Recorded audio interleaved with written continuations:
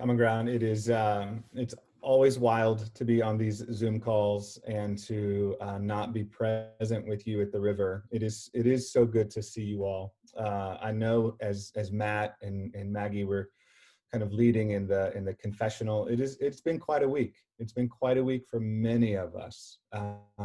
There has just been so many things going on in our world, in our city, in our homes, and to be able to be together even though we're using technology is so great. You are loved, you are welcome here, and I'm so thankful that we can be in one another's homes even when we aren't able to be at the river. One of the things that we've talked about during the Advent season and during the next 12 weeks moving forward through this winter of COVID is to bring stories of Christ into that winter of COVID.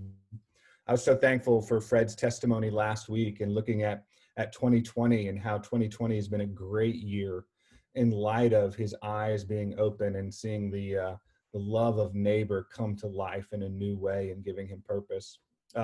This week, we've invited Colin and Caroline Overacker, who have been a part of Common Ground for, man, it seems like almost 7 years. It has just been a great season of hope for them as well, and yet not without some pain and struggle. You're going to connect to their story. You're going to connect to their heart, and they have been serving at Common Ground for years in almost every capacity, from worship to students ministry to sound and slides to almost any area where someone can serve at Common Ground. Colin and Caroline have jumped in one way or another. And so I'm going to invite Colin and Caroline to unmute their Zoom call, and I'm going to mute mine. And I would just hope that you would open wide your heart to them, to their story, and connect it to God's greater story of redemption and hope. So, Colin and Caroline. Good morning, guys. It's really great to be here with you guys. We wanted to share with you guys about the last year and a half for us and how we have found ourselves in a season of waiting, a season of waiting to become parents, and just what that journey has looked like for us. So going back to when we first got married, we always knew that we wanted to have kids, and that was just something that was very important to us. So in summer 2019, we decided to take the plunge and start on that journey. In the beginning, we were filled with a lot of hope and a lot of excitement and just something special about this time in our marriage and that time in our lives.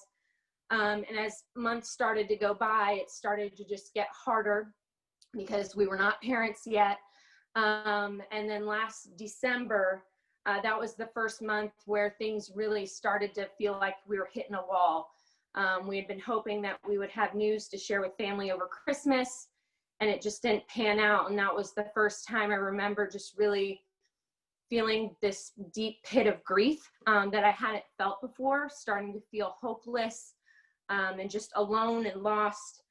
So after that, each month just got more difficult. It felt like every month we were going through the grieving process of hoping, and then the nervousness of waiting, and the anticipation, and then just the letdown that we felt each month. And it just became this constant cycle of going through grief. And then once COVID hit in March-ish, it just became even more apparent to us that we were just feeling more isolated, more lonely, as many of us have felt during this time, and just feeling like all the things that maybe normally would give us joy or keep us busy, going to work, seeing friends, family, that wasn't an option. So we really just felt like at this point, we were just kind of like sitting and like wallowing in our grief. Lots of tears, lots of prayers, but just feeling like very lonely and heavy-hearted. So in May of 2020, we just felt like our burden became too heavy. So we started to share with some friends and family about the difficulties we've been having, and the response that we were met with was just incredible. Just tears, compassion, love and just understanding. And we honestly were like, why did we wait so long to share? Because the community just outpouring that we felt was just incredible. And this was the first time I feel like it became apparent to me that God had been walking with us the whole time, because he had been, but I don't feel like my eyes were open to that until we were able to see how our friends and family poured into us and prayed for us and loved on us during this season of grief and waiting. So that month we went to the doctors, and we received a diagnosis of infertility, and putting a name to that was really helpful. And even more helpful that we had friends and family that they were texting, calling, how was the doctor's appointment? How are things going? Constantly checking in on us. And so at that point, we began a series of medical tests, and eventually started some medication. And I don't really remember when it started to get to this point, but I feel like at some point we had to start just grappling with the truth that maybe our plan and what we had for our lives wasn't what was going to happen, that maybe God had something different in store for us. So we had to grapple with feelings of anger, feelings of jealousy, feelings of just wondering if we were going to become parents, or how would we become parents, and just trying to wade through all those feelings. And all along we had been praying for a child, but somewhere along the way we added to that prayer and just began to pray for peace. We started praying through Philippians 4:7, that just God would give us a peace that surpassed all of our understanding, because I felt like I was at the point where I didn't know what else to pray for. I didn't know what else to do. And looking back now, I can see how that prayer had been answered from the beginning of our journey, before I was even praying for that. Because this was a grief that I had never experienced in my life before. And being able to function, being able to experience joy with friends who were pregnant, being able to just find contentment in the small moments. It's very obvious to me now that looking back, that God's peace that surpassed my understanding had been present from the very beginning. Yeah. So in September, we found out we were pregnant, and what a joy. Yeah. Woo! And what a joy that was. And I just remember when Caroline told me how just how overjoyed I was. And I think it's really easy to think that like the only answer to prayer was like, yes, we got pregnant. But I think the real answer to the prayer was like in the whole journey, because obviously we're thankful for this child, but our season of waiting was not what we anticipated. I don't know, you go through life and everybody is like, you know, hey, be careful with this, don't do this, this, that, or the other. You're like, you're going to be pregnant. Like that's how that works. And then when that's not what happens, all of a sudden you find yourself in waiting. And I think there's lots of things that it seems like, you know, we tell people that waiting is good for, and some things where you feel like, I don't want to wait for that. And especially in our society, we don't want to wait for anything. But we had to wait. And some people have to wait even longer, or there's things that we never get. And I think it's easy to say like something that we were hoping for that ended up is like coming to fruition was the answer. But I think the journey of having to wait was a lot of the answer to the prayer, in a way. And so it definitely, like, I don't know, strengthened us and our relationship. Like there were times that were really hard, and where it's like, you know, we feel at odds with different parts of it, but there's also times where we're like growing closer together because we felt like we just had to. We need to be together and to rely on each other and to rely on God together. And I think everyone has stuff that they are waiting for: jobs, healing of sickness, children, spouses. and some of it we get and some of it we don't. And it comes at different times, for days, for months, for years, until we get to heaven. Some of it we just don't know about. And even though waiting is hard, we can share that God gives us community to help us grieve through these things, because, like, honest to goodness, there was like a lot of resentment that I held towards God for like months, like, and until I started sharing with friends and realized that they were praying for us too. And like a good friend of mine, I don't know if some of you guys might remember Nathan Slater, but seeing my good friend Nathan Slater to text me every month and just cry with me was just like, it's just the best, because like I wasn't alone, and we weren't alone. And you're not alone in your waiting, and you're not alone in your joy, because when we got to tell people we were pregnant, I mean, I feel like some people were even happier for us than we were, right?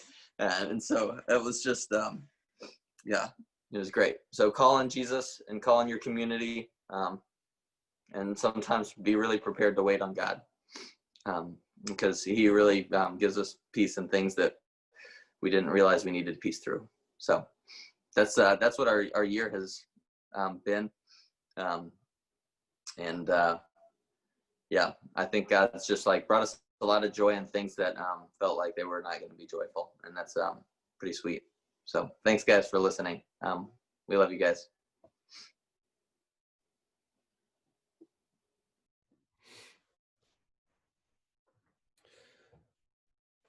In those days, Caesar Augustus declared that everyone throughout the empire should be enrolled in the tax lists. Luke chapter 2, verses 1 through 7. This first enrollment occurred when Quirinius governed Syria. Everyone went to their own cities to be enrolled.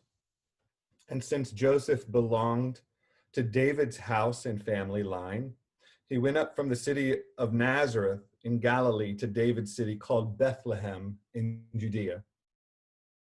He was to be enrolled together with Mary, who was promised to him in marriage and who was pregnant.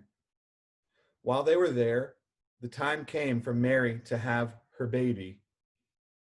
She gave birth to her firstborn child, a son, wrapped him snugly, and laid him in a manger, because there was no room for them in the guest room. This is the word of the Lord. Colin and Caroline, thank you so much for opening wide your hearts to this community and to trusting us with your infertility of sorts, as God has his ways. And I know that there are many on this call who have waited one way or another, some who still have no answers. And I know you understand what that's like. And others who have shared their griefs, and in sharing their griefs, the Lord has given them multiple joys, even when it is not the way that we might think that it is. And nothing greater connects the story of Christmas than an unexpected child through this person, Mary. I want to ask, in these months right now, who is welcome in your home? Who is welcome in your house, where you live, where you breathe 15 minutes, an hour? Who is invited? If someone came by your house and was hungry, just they were hungry, would they be able to come in? I remember a couple years ago when I was living on Hanson, there was a lawn, I hate to call him a lawn boy, but there's this young guy mowing the neighbor's lawn, and the neighbors weren't home, and he knocks on my door and he's like, "Can I use your bathroom?" I'm like, this is like non-COVID world, stranger neighbor mowing the lawn. And he's like, I mean, number one, number two, or number three, I don't know. He just says, "Can I use your bathroom?" And I'm like, this is so strange, but yes, since you're so bold, yes, go ahead. If somebody needed to use the restroom, would they be welcome in your house? If someone was wounded, and they needed bandaging up right now? Would they be welcome in? What about someone who was young and perhaps homeless, maybe in middle school? Or what if someone was old, a person of color, and also homeless? Would they be welcome? What about a very pregnant woman and her fiance? What if your plumbing goes out and you've got to have something fixed in your home? Would you let somebody in then? Or if you order a new refrigerator, can the people come and deliver that? Who's welcome? Who's able to walk through the doors? You see, we live in wild times, and my point is this: what does the hospitality of God look like when you cannot open your home in the way that we are used to opening up our homes?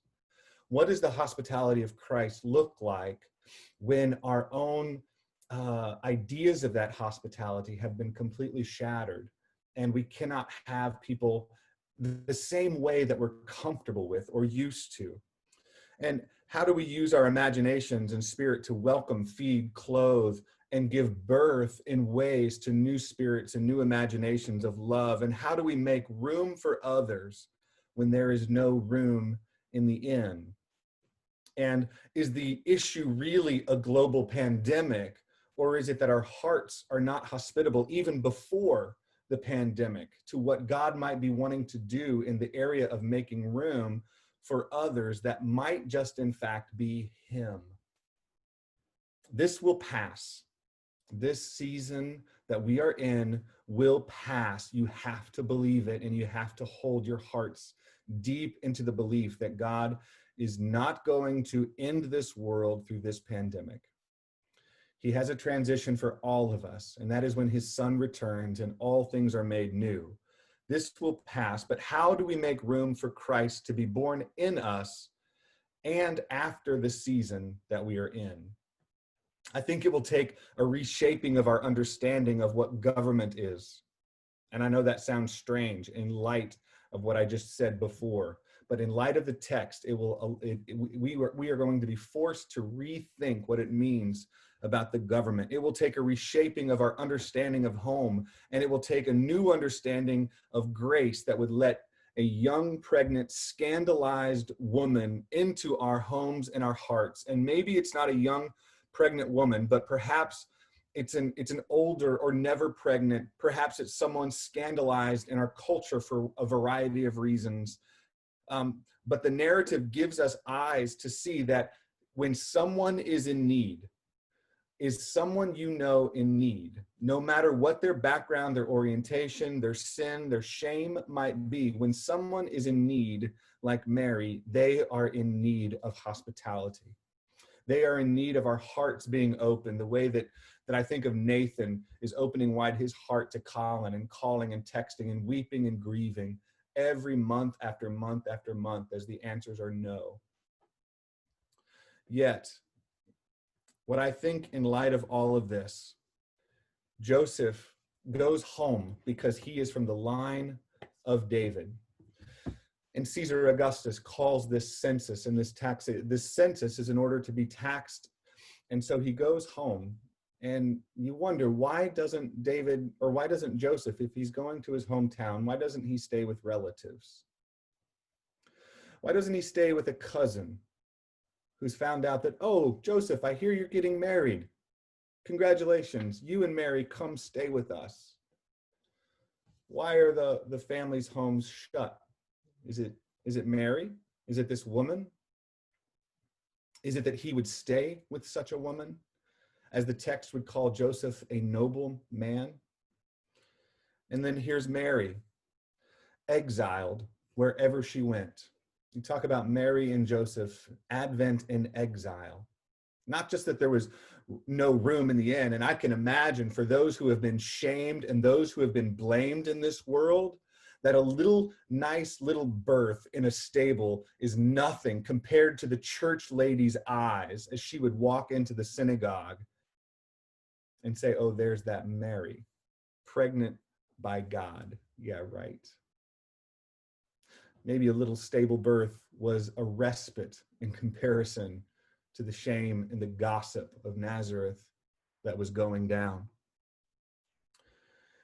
Yet in a year of failed government exploits to tax all their conquered citizens, register all their subjects, and enlist soldiers all over the known world, in the darkest hour after 400 years of not hearing from God, God himself is born of a poor girl in a poor city, in a poor makeshift labor and delivery ward with animals watching and cows mooing. And here is this child who would grow to labor to the point of spilling his own blood, not his mother's this time, but his own, and therefore deliver us and his mother from sin and death. You see, salvation comes in this text in the year Caesar Augustus gave a census that everyone should go home. And then Luke also comments that Quirinius, he puts this salvation setting in the midst of a secular failed government. Salvation always comes in the middle of a secular failed experiment. Be it America in 2020, or be it Bethlehem in the year that Christ was born. Christ comes and salvation is waiting for us, even in this moment, as we put our trust in chariots, in governments, in whatever it might be, rather than the Prince of Peace. I think also Joseph didn't need Mary to come to Nazareth, or didn't need Mary to come to Bethlehem. He could have gone, right? I mean, this is the patriarchy of all patriarchy. Living inside of this culture, he could have gone where a woman doesn't have a voice, a woman doesn't have a vote, a woman doesn't have any status whatsoever. If he needs to go register, why doesn't Joseph just leave Mary at Nazareth to go register for their family? And I think there's a couple reasons why. First of all, I mean, no good, noble man is going to leave a 9-month pregnant woman behind. No good and noble woman is, or man is going to leave a pregnant woman no matter what moment of conception she's in. That's what men do. They take care of the progeny. They take care of children. Noble men take care of other men's children. This is what Joseph is doing. This is who he is. But secondly, as I mentioned earlier, not only is Joseph not going to leave a pregnant woman behind, he is not going to leave her behind not only for the sake of her pregnancy, but he's not going to leave her behind for the sake of the shame that other people were heaping on Mary, no doubt.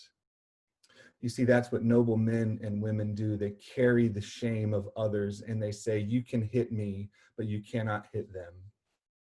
And we protect and we bring and we're with and we're for one another, the way Joseph is for Mary in saying, come with me. You don't need to come, but I would rather you be with me where I am.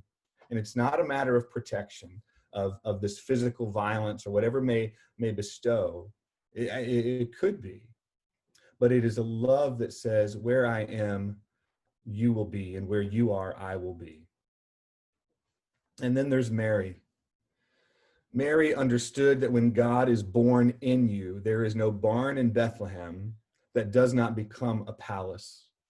There is no poverty too great that would keep out the richness of joy that Christ would bring into this world. And the same is true for you and for me. We are waiting for COVID to end. We are waiting for a cure. We are waiting for it to run its course. We are waiting for the vaccination. We are waiting for all of this stuff, and we feel helpless. Some of us are angry. Others of us feel shame because you have walked through COVID and perhaps exposed others, and you're feeling guilt for even just contracting a virus. And I don't think you need to feel guilt for that at all. Still, others of us think that we have the capacity to control and manipulate others and control them. And if Advent teaches us anything, it is that there is no humiliation that God himself would not suffer to be near you. There is no humiliation that Joseph would allow Mary to experience by herself.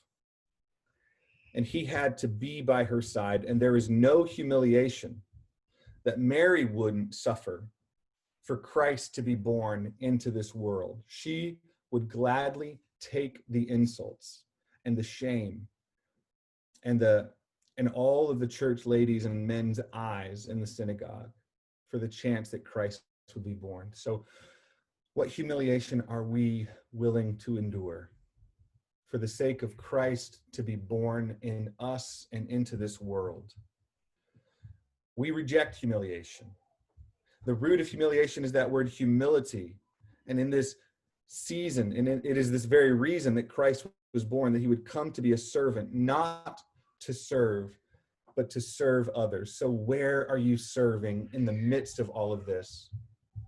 When hospitality is hard to offer to our neighbor, when we can't just welcome people in the same way that we normally would.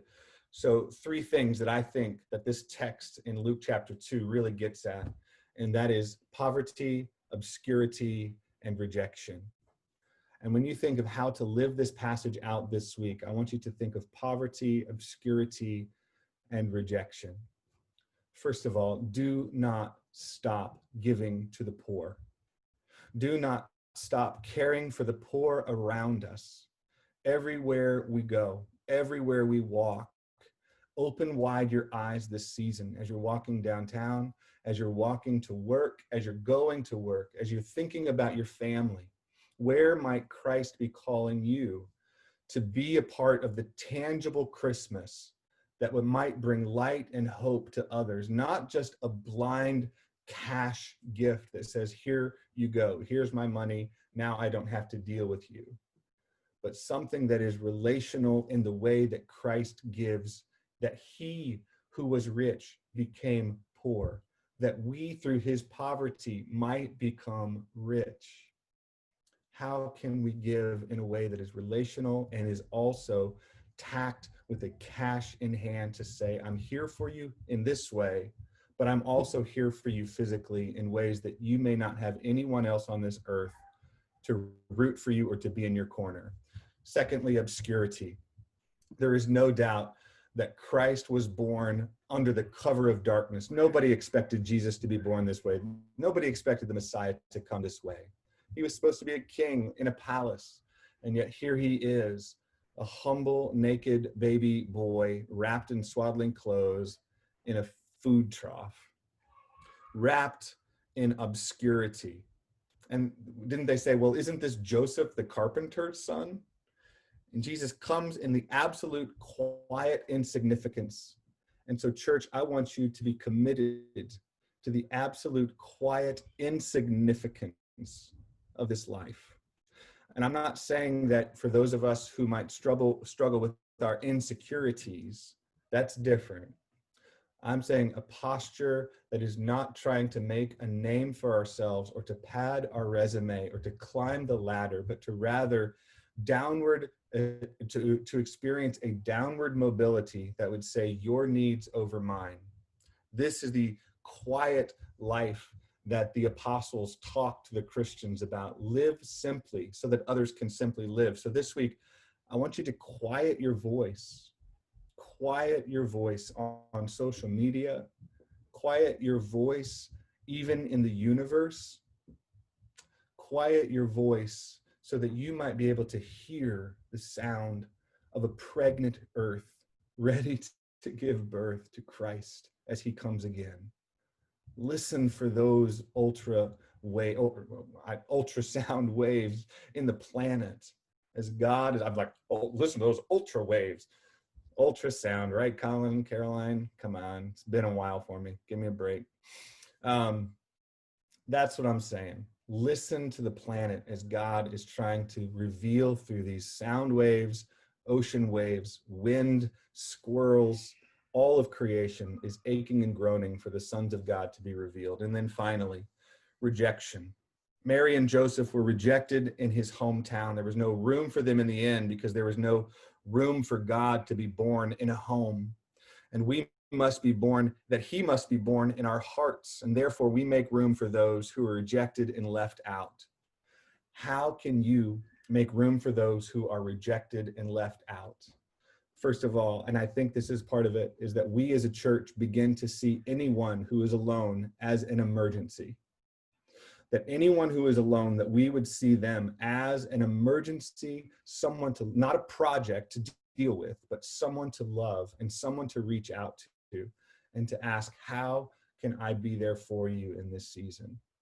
And then also understanding that we ourselves take on that rejection because God is for us, as Paul would say in Romans 8. If he is for us, who can be against us?